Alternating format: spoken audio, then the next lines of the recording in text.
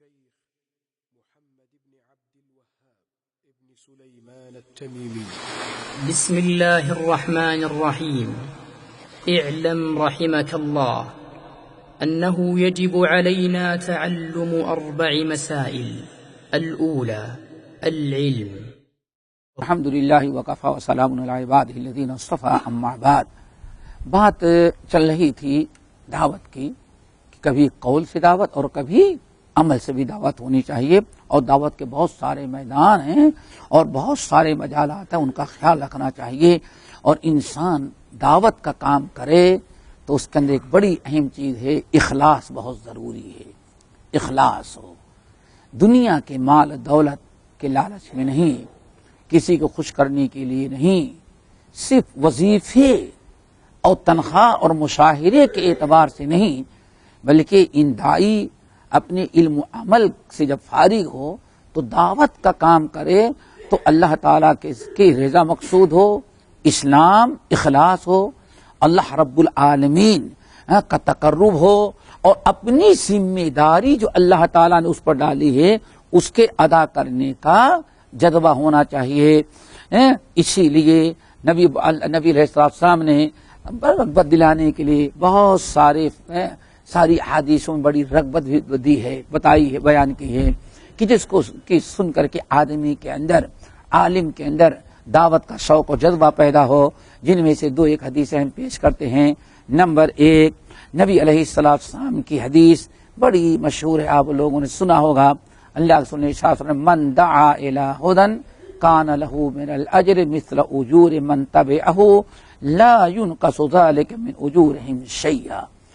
جب انسان کسی کو دین کی طرف، ہدایت کی طرف، عمل کی طرف، نیکیوں کی طرف بلاتا ہے، سامنے والا اگر اس کو قبول کر لیتا ہے اس کی دعوت کو، تو نبی علیہ السلام نے ارشاد فرمایا کہ اس کی دعوت کے ذریعے جتنے لوگ اپنی اصلاح کریں گے اور نیک اعمال کریں گے، عمل کرنے والے کو جتنا ثواب ملے گا اتنا ہی ثواب اللہ تعالیٰ دعوت دینے والے کو بھی دے گا.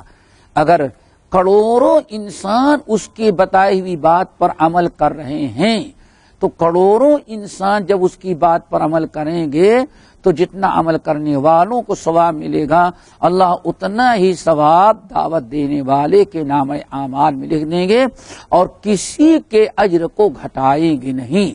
یعنی سب کو پورا اجر دیں گے، اور عالم اور داعی کو اللہ تعالیٰ اپنے فضل و کرم سے اتنا ہر آدمی کے برابر اس کو بھی اجر دے دے گا. اس کے برخلاف نبی علیہ السلام نے درایا کہ کوئی انسان کبھی نیکی برائی کی طرف کسی کو دعوت نہ دے، غلطی کی طرف نہ بلائے، گناہوں کی دعوت نہ دے، کفر و شرک کی دعوت نہ دے. آپ نے ارشاد فرمایا کہ ومن دعا، اور جس شخص نے گمراہی کی طرف لوگوں کو بلایا، بدعات کی طرف، کفر کی طرف، ضلالت اور گمراہی، گناہوں و برائیوں کی طرف، تو اللہ کے رسول نے ارشاد فرمایا کان علیہ من الاثم مثل آثام من تبعہ. تو اس کی دعوت کو قبول کرنے والے جتنا بھی قبول کریں گے، جتنے لوگ بھی قبول کریں گے، تو جتنے لوگوں کو قبول کرنے والے اس گناہ پر، برائی پر عمل کریں گے، تو جتنا گناہ اللہ تعالیٰ برائی پر عمل کرنے والوں کو دے گا اتنا ہی گناہ اس بدبخت کے نام اعمال میں لکھے گا جو لوگوں کو، قوم کو برائی کی طرف بلایا ہوا تھا. اس لیے ہمیں اس سے اجتناب و پرہیز کرنا چاہیے. حضرت علی بن ابی طالب رضی اللہ تعالیٰ عنہ کی حدیث ذرا دیکھو. دعوت کا کام ہر موقع پر، یہاں تک کہ میدان جنگ میں بھی اللہ کے نبی علیہ السلام دعوت دینے کا حکم دیا. کسی کو قتل نہیں، کسی مجرم کو، کسی قیدی کو، کسی دشمن کو میدان جنگ میں پکڑا گیا تو اس کو گرفتار کرنے کے بعد سب سے پہلے اس کو اسلام کی دعوت دیں گے، سمجھائیں گے یہ دین بہت اچھا ہے، اس کے اندر اللہ تعالیٰ کی رضا ہے، خوشنودی ہے، دعوت کا کام کریں گے. چنانچہ علی بن ابی طالب رضی اللہ تعالیٰ عنہ کہتے ہیں خیبر کے دن جب نبی علیہ السلام نے بلایا ہم کو، اور نبی علیہ السلام نے جھنڈا دیا اور الفد علی رسلے کا، دیکھو خوب اطمینان کے ساتھ اس میدان جنگ میں اتر جاؤ. ساحہ یعنی جس قلعے میں یہودی محصور تھے اس قلعے کے میدان میں تم کھڑے ہو جاؤ. اور وہاں کھڑے ہو جانا تو پہلے جنگ نہیں شروع کرنا، ان پر وار نہیں کرنا، وار نہیں کرنا. ثم ادعوہم الی الاسلام، وہاں سامنے جب میدان میں کھڑے ہونا تو ان پر حملہ کرنے کے بجائے، وار کرنے کے بجائے سب سے پہلے علی تم ان کو اسلام کی دعوت دینا، ان کو اسلام کی دعوت دینا. اور اسلام کی دعوت دینے کے ساتھ بتانا وَأَخْبِرْهُمْ بِمَا يَجِبُ عَلَيْهِمْ مِنْ حَقِّ اللَّهِ تَعَالَى فِيهِ، اور ان کو بتانا کہ اللہ کا حق تمہارے اوپر کیا. واللہ ذرا دیکھو یہودی تھے سامنے والے دشمن، جو یہودی تھے، نبی علیہ السلام نے پیشین گوئی کی کہ کل میں ایک ایسے بندے کو جھنڈا دوں گا اور اسی کے ہاتھ پر فتح ہوگا. یہ خیبر حضرت علی کی قسمت پہ تھا. لیکن حضرت علی جب جھنڈا لے کے جانے لگے اللہ کی نصیحت کی، میدان میں جانے کے بعد سامنا ہو تو وار نہیں کرنا، حملہ نہیں کرنا، بلکہ ان کو اسلام کی دعوت دینا اور ان کو بتانا، سمجھانا. اللہ بھی نہیں کیا مسلمان ہوتے کہ نہیں ہوتے یہ بھی نہیں کرنا، اسلام کی دعوت دینا. وَأَخْبِرْهُمْ، بھائی مسلمان ہوتے کہ نہیں بتاؤ، یہ دعوت نہیں ہے. وَأَخْبِرْهُمْ، اور ان کو خوب سمجھانا. کیا سمجھانا؟ کہ بما یجب علیہم من حق اللہ، اللہ تعالیٰ کے کیا حقوق ان کے اوپر ہیں. کیا مطلب؟ وہ بتانا بھائیو اللہ نے تم کو پیدا کیا، وہ تمہارا خالق ہے، وہ مالک ہے، وہ رازق ہے، تو حق بھی اس کا ہے کہ تم اس کی عبادت کرو. تمہارے اوپر ضروری بھی ہے کہ اس کا اپنے خالق کی عبادت کرو، شرک کو چھوڑو، اس کی عبادت کرو. یہ ایک بہترین انداز بتایا. پھر آپ نے کیا فرمایا؟ علی فواللہ لأن یہدی اللہ بک رجلا، فواللہ ان یہدی بک رجلا واحدا خیر لک من حمر النعم. صحیح بخاری و مسلم کی روایت. علی میں تم کو کیوں کہہ رہا ہوں کہ پہلے ان کو دعوت دینا اور ان کو اللہ کے حقوق سمجھانا. میں کیوں کہہ رہا ہوں؟ میں اس لیے کہہ رہا ہوں اللہ کی قسم اگر تیری دعوت کے سبب ایک آدمی بھی کلمہ پڑھ کے مسلمان ہو گیا، لَأَن يَهْدِيَ اللَّهُ بِكَ رَجُلًا وَاحِدًا، اگر ان میں سے ایک آدمی بھی کلمہ پڑھ کر کے مسلمان ہو گیا اور ایمان لا لیا تو خیر لک من حمر النعم، سرخ اونٹ ملنے سے بھی زیادہ بڑی دولت تمہیں مل جائے گی اگر ایک آدمی بھی مسلمان ہو گیا. تب اللہ رسول نے اس طرح رغبت دلائی. اسی لیے اگر کوئی انسان دعوت نہ دے، لاپرواہی کرے، علم ہوا، اللہ نے عمل کی بھی توفیق دی، علم و عمل سب کچھ ہو گیا، لیکن تیسرا مسئلہ جو ہے دعوت کا، اگر علم و عمل کے بعد دعوت نہ دے، کوتاہی کرے، لاپرواہی کرے، کوئی توجہ نہ دے لوگوں کی اصلاح و دعوت کا، تو نبی علیہ السلام کی حدیث ابو ہریرہ رضی اللہ تعالی عنہ کی آپ نے ارشاد فرمایا مثل الذی یتعلم العلم ثم لا يحدث به كمثل الذی یکنز الذهب کنز ثم لا ينفق منه. بڑی شدید وعید. جس انسان کو اللہ نے علم دیا، علم اللہ دیتا ہے، مدرسہ استاد سبب ہے لیکن دیتا اللہ ہے. جس شخص کو اللہ نے علم دیا ثم لا يحدث به، پھر اپنا علم لوگوں کو بیان کر کے بتاتا نہیں، یعنی لوگوں کو نہ پڑھاتا ہے نہ سکھلاتا ہے، دوسرے لفظوں میں کیا، اپنا علم خرچ نہیں کرتا، لوگوں کو بتاتا نہیں. اس کی مثال کیا ہے؟ کمثل الذی، اس آدمی کے مانند ہے جس نے مال تو جمع کیا، سمجھ گئے نا، لیکن اس کی زکوٰۃ نہیں نکالتا. مال تو جمع کیا، مال تو ہے لیکن زکوٰۃ نہیں نکالتا، اللہ کے راہ میں خرچ نہیں کرتا. اب ذرا صرف اسی ایک حدیث پر آدمی غور کرے تو کوئی علم والا کبھی اپنے علم کی پھیلانے اور اپنے علم سے فائدہ اٹھانے میں کبھی کوتاہی کرنے کی جرأت ہی نہیں ہوگی. کتنی بڑی وعید آپ نے ساتھ نمایا. مثل الذی یعلم الناس الخیر مثل الذی یتعلم العلم.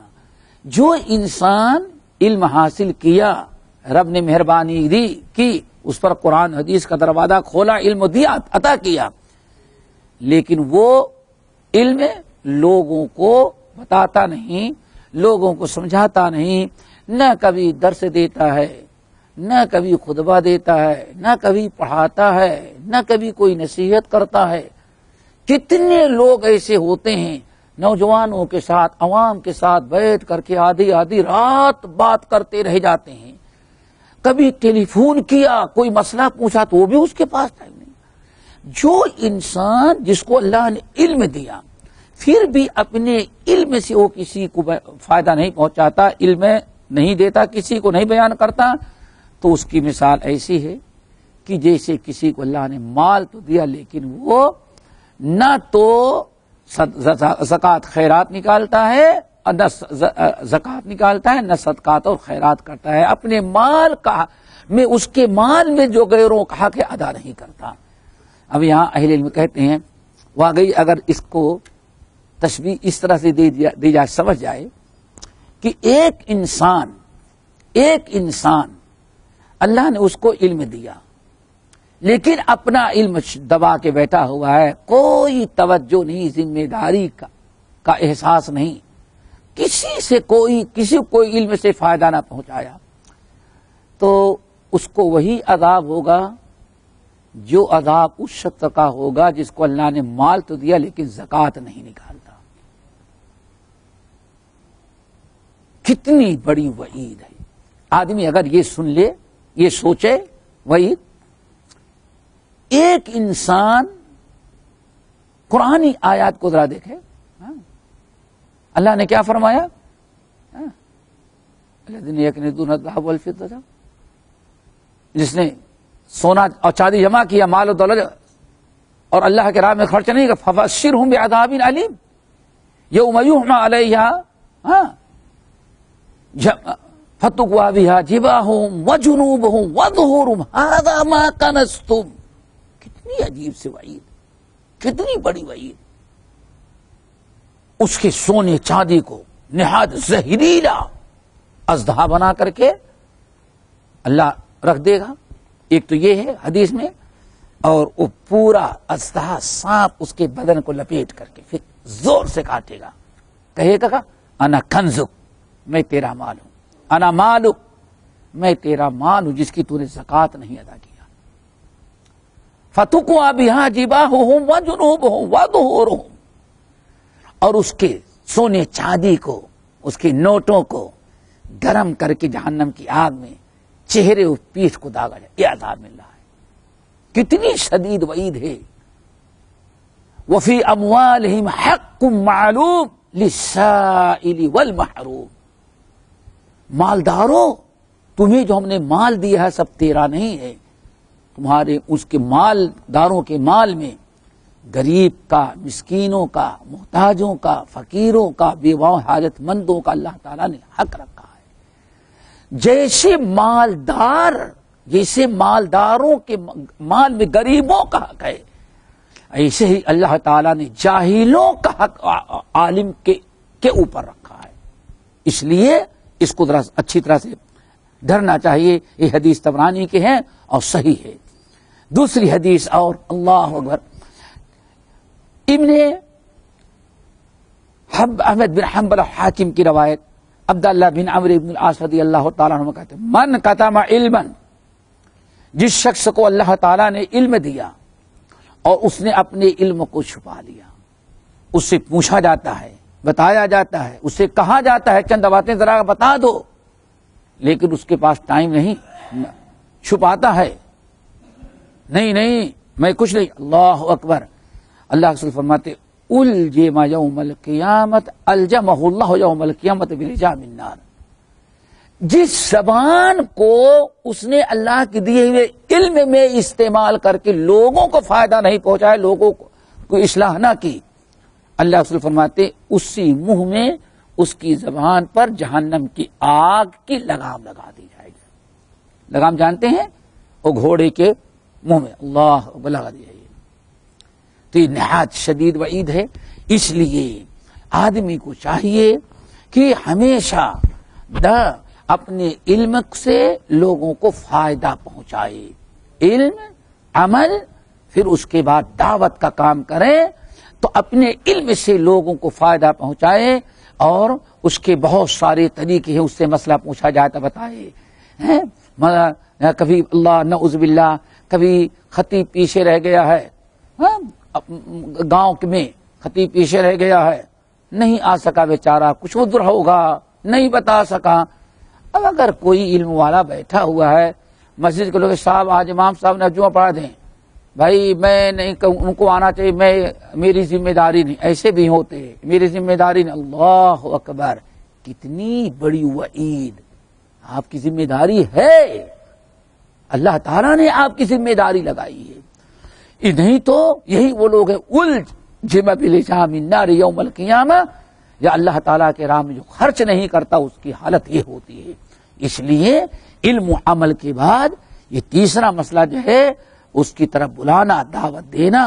جو علم ہے اس علم سے لوگوں کی اصلاح کرنا، یہ تیسرا نہایت اہم مسئلہ ہے. اللہ تعالیٰ اس مسئلے کو سمجھنے اور اس کے مطابق عمل کرنے کے توفیق نصیب فرمائے. اقول قولی ھذا واستغفر اللہ من کل ذنب واتوب